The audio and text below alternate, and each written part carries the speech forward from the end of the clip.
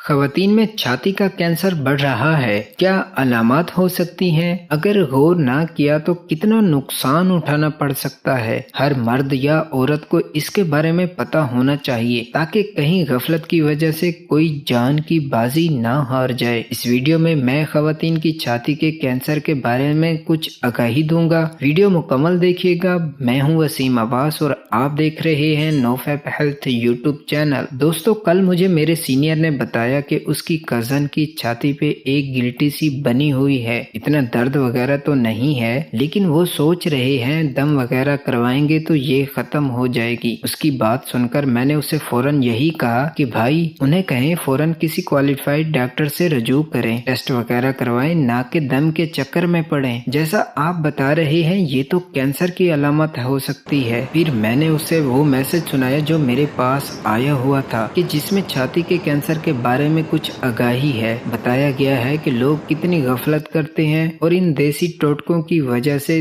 कुछ लोग जान की बाजी भी हार जाते हैं। मैसेज कुछ यूं था कि 28 साल एमफिल की तलबा सबा ने नहाते हुए महसूस किया कि छाती में एक उभार सा बना हुआ है। हाथ लगाने पर कुछ गुटली जैसा एहसास होता था, लेकिन कोई खास दर्द वगैरह तकलीफ न थी। उसने सोचा वालदा से डिस्कस कर लेगी। चंद हफ्ते यूं ही बेदिहानी में याद न रहा। एक दिन दोबारा नहाते हुए उस तरफ ध्यान गया तो माँ से उस बारे में मशवरा कर ही लिया। माँ ने कहा दर्द या तकलीफ है तो दिखा लेते हैं डॉक्टर को। साथ मशवरा दिया कि ज्यादा मसला नहीं लग रहा तो प्यास बांध लो और साथ में वजीफा पढ़ लो, ये खुद ही खुल जाएगी। चंद हफ्ते वजीफा पढ़ा और प्यास भी बांधा और साथ साथ जैतून के तेल से मालिश भी की। गोया सबा ने नफ्सियाती तौर पर अपने आप को यकीन दिला दिया कि टोटकों से उभार का साइज कुछ कम हो गया है। वो मुतमईन हो गई। उभार अपनी जगह मौजूद रहा। इसी तरह 6 महीने ऐसे ही गुजर गए। सबा को भूल गया कि एक छाती में उभार भी था या है। अब के सबा को अजीब सा दर्द दाएं बाजू में उठा, जैसे उसकी हड्डी में कोई सुराख सा करने की कोशिश कर रहा हो। दर्द की दवा ली, चंद दिन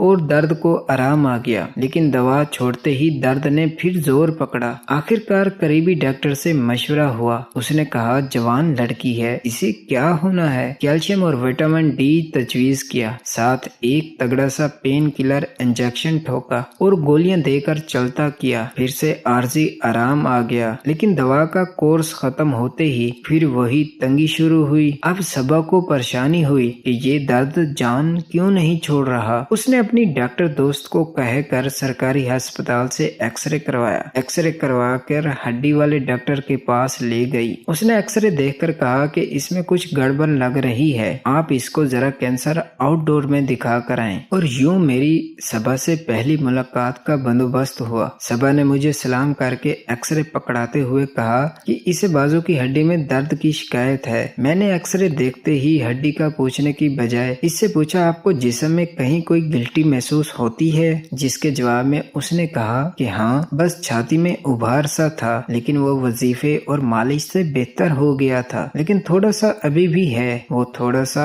उभार चेक करते ही अलार्म बजने लगे। मैंने सबा को हड्डियों का स्कैन और सीटी स्कैन लिख कर दिए। रिपोर्ट में चौथी स्टेज का इंतहाई ब्रेस्ट कैंसर था, जिसकी जड़ें हड्डियों में ही नहीं बल्कि जिगर फेफड़ों में भी पहुंच चुकी थी। सबा के इलाज का दौरानिया लगभग 18 माह का था। जिंदगी के आखिरी 4 माह उसने बहुत तकलीफ में गुजारे। बिस्तर पर मजूरी के आलम में वो कभी कभार अपने दिल की बातें किया करती थी। वो शादी करना चाहती थी, डिग्री मुकम्मल करना चाहती थी, माँ बनना चाहती थी, कुछ और जीना चाहती थी, लेकिन मुकद्दर का फैसला कुछ और ही था। शायद हमारे इर्द गिर्द बहुत सी सबा मौजूद हों, क्योंकि हर 9 में से एक खातून अपनी जिंदगी में इसका शिकार होती है। ख़वातीन को बताने और समझाने की जरूरत है कि छाती में तब्दीलियां हों तो डॉक्टर से मशवरे में ताखीर ना करें। पहले स्टेजेस में ही अगर हम इस बीमारी को पकड़ लें तो अल्लाह की मेहरबानी से इसे जड़ से उखाड़ने के अच्छे चांसेस होते हैं। अगर आप खातून हैं तो तस्वीर में दिखाई गई कोई अलामात आप में है तो फौरन किसी ढंग के डॉक्टर से मुआयना करवाएं। अगर आप मर्द हैं तो अपनी ख़वातीन को आगाही दें कि झिझक और ख्वाह मख्वाह की शर्म को जिंदगी और सेहत से कीमती ना जाने। दुआओं में याद रखिएगा। अस्सलामु अलैकुम।